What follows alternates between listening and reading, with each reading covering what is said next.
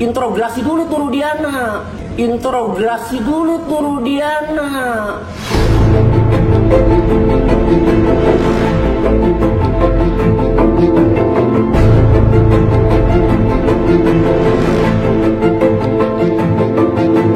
Kembali bahwa putusan pengadilan tingkat pertama ya sampai kasasi yang menghukum 8 orang bersalah dan 3 DPO itu tentu berlaku putusan itu.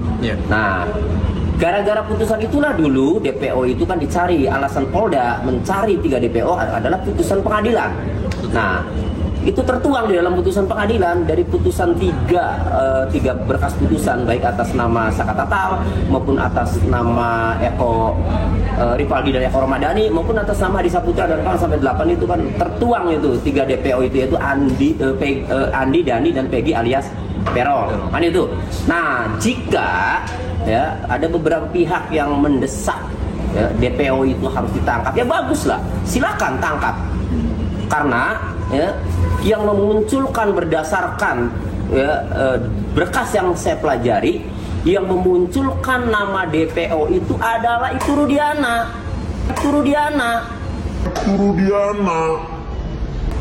Orang tua korban sendiri.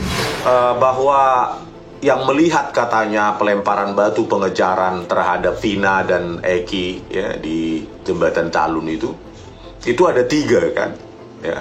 Di sekitar lokasi itu AF, Dede dan Liga Akbar ya. Sebenarnya kan selalu saya katakan itu ya, pekerjaannya Listio Sigit Prabowo sebagai Kapolri yang telah membentuk tim sus yang terdiri dari Irwasum lah, Kabareskrim lah, Polda Propam lah ya, Kadif Propam ya, tahun 2024 Juni itu atau Juli ya, Juni. Itu kan gampang sekali ya, tinggal mengkonfrontasi Rudiana, AF, Dede, Liga Akbar. Itu gampang sekalinya mereka melakukan itu. Tetapi sampai sekarang tim susnya itu pun entah apa hasilnya. Ya. Cuma surat tugas saja mungkin selesai gitu. Sampai PK ini ditolak, nggak ada hasilnya. Yang paling tahu adalah timnya Pak Rudiana. Ya, yang pertama ya. Ya, jadi karena mereka sudah mengecek. Jadi dalam keterangannya Pak Gugun, keterangannya Pak Andi Saprudin, keterangannya Pak Dodi, semua menyatakan kami sudah mengecek CCTV yang ada di lokasi. Namun belum dibuka. Why? Ini lagi-lagi kan gantung, ini yang tadi kita bilang, ini adalah scientific ya kan, terhadap pembuktian yang nyata gitu loh. Jadi hal-hal yang berkaitan tentang ini dari tadi handphone yang berubah waktu, gitu kan? Karena Dede dan AF dari pertama BAP itu udah berubah-berubah tanggalnya.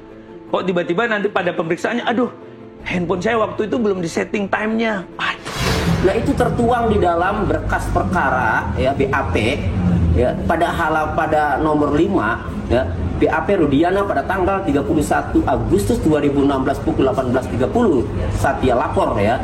Orang yang pertama kali di BAP itu kan Rudiana, tidak ada yang lain. Itu pertama kali. Dan di pertanyaan nomor 5 ketika penyidik menanyakan siapa pelaku pembunuhan dan persetubuhan terhadap anak, Rudiana lantang di situ menjawab tertuang ada 11 orang, di antaranya adalah 3 orang DPO itu, Andi, Dani dan Peggy alias Peron. Nah, yang lain itu belakangan gitu loh diperiksanya, tersangka yang lain itu.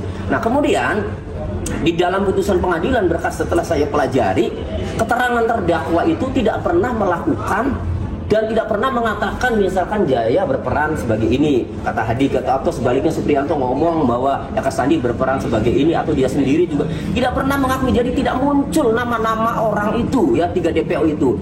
Lalu dari mana? Saya juga bingung ini hakim PK ya menolak itu, karena di dalam putusan pengadilan juga tidak ada yang memunculkan nama-nama yang melakukan itu. Mereka semuanya membantah tidak melakukan. Tapi kok bisa ya DPO itu masih tetap muncul ya. Berarti siapa yang memunculkan? Karena di BAP yang memunculkan adalah Rudiana, di salinan putusan juga pihak para terdakwa terpidana tidak memunculkan ya. Berarti kan kesimpulannya ini dari Rudiana. Jadi kalau penyidik Polda Jawa Barat atau Mabes Polri atau penyidik Polri mau menangkap DPO, interogasi dulu tuh Rudiana.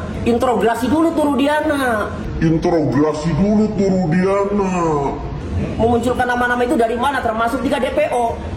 periksa itu Rudiana itu benar atau tidak, fiktif atau enggak DPO. Liga Akbar yang salah satu saksi kunci yang katanya melihat pengejaran pelemparan batu ya, kok nggak salah itu. Dan dia katakan itu dari Rudiana gitu loh. Dari Rudiana gitu loh. Pada saat PK kemarin di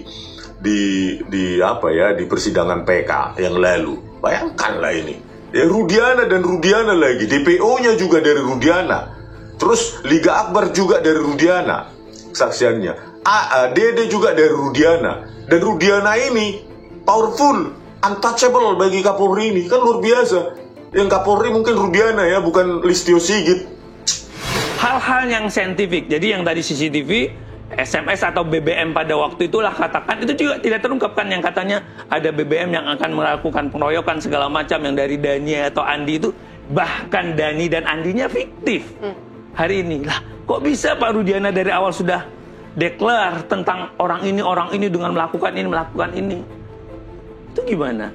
Berarti tidak bersesuai dong keterangan saksi dengan alat bukti yang lain. Kurang sempurna kebohongan yang di by design banget, by design ya, kebohongan yang dibuat akhirnya ini terungkap kalau kita lihat dari berkas.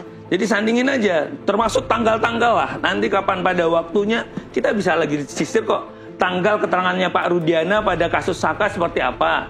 Pada waktu keterangan di kasus Sudirman keterangannya bagaimana lagi? Putusan itu ya bisa dijadikan novum apabila, dan kalau memang sudah putusan itu novum yang sangat kuat. Bayangkan kalau putusannya itu memang ada rekayasa kasus, ada obstruction of justice, ada pemberi keterangan palsu, kan itu. Maka ini akan mempengaruhi konstruksi dakwaan pembunuhan pada tahun 2016 kan, karena ini ada yang tidak beres, ada yang palsu, ada yang fiktif kan gitu. Nah, jadi sangat penting itu putusannya itu pasti putusan pidana mengenai rekayasa kasus itu pasti. Gampang sekalinya pekerjaan tim susnya, bentukannya dari Kapolri Listio Sigit Prabowo, konfrontasi Rudiana, Aep, Dede, Liga Akbar, selesai gitu ya. Kan gampang ya. Itu teknik the devil is in the detail gitu. Bagi orang yang berbohong itu tanyakan aja hal-hal detail itu, pasti inkonsisten. Kan gampang itu, pasti mereka sudah paham lah penyidik itu ya. Tapi inilah ya, karena Rudiana ini ya aktornya ya, sutradaranya ya, dia yang menggiring Liga Akbar. Setidaknya itu dari kesaksian Liga Akbar. Dede juga begitu. Berarti tinggal si Aep. Kalau PK kedua diatur di dalam KUHP itu yang namanya PK harus ada bukti baru. Nah sekarang persoalannya kalau novum itu sudah digunakan semua pada PK pertama, maka PK kedua itu tidak boleh menggunakan novum yang sudah pernah digunakan pada PK pertama. Pertanyaannya masih ada tidak novum yang belum digunakan pada PK pertama untuk mengajukan PK kedua? Ya, ada dua yang kemarin yang saya dengar alasan yang diajukan itu adalah PK itu satu ya, keadaan baru, novum yang kedua kehilapan hakim. Dalam pasal 263 KUHP itu ada 3 alasan, satu keadaan baru, novum, kedua saling pertentangan antar putusan, ketiga kehilapan hakim. Kalau 2 digunakan berarti ada 1 yang belum digunakan, yaitu saling pertentangan. Jadi bisa mengajukan PK kedua dengan alasan adanya saling pertentangan antara putusan satu dengan putusan lainnya dalam perkara yang sama. Tapi harus hati-hati karena ini satu kesempatan lagi kan. Kalau kesempatan lagi digunakan ya kemudian ditolak lagi, ya sudah, mau pakai alasan PK apa lagi kan itu. Jadi harus benar-benar tuh diamati saling pertentangannya nih di mana, lalu dituangkan kan di dalam memori PK sebagai alasan PK. Jadi itu paling.